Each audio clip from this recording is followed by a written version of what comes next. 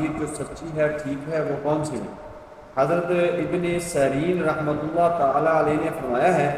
کہ خواب میں اشتر غار دیکھنا غم و اندوہ کی دلیل ہے، اور اگر دیکھے کہ اس نے خواب میں اشتر غار لیا ہے یا اس کو کسی نے دیا ہے اور اس نے کھایا ہے تو دلیل ہے کہ اسی قدر غم و اندوہ اٹھائے گا، اور اگر دیکھے کہ اس نے کسی کو دیا ہے یا بیچا ہے تو دلیل ہے کہ غم و اندوہ سے نجات پائے گا، اور اگر دیکھے کہ اس نے اشترگار رکھا ہے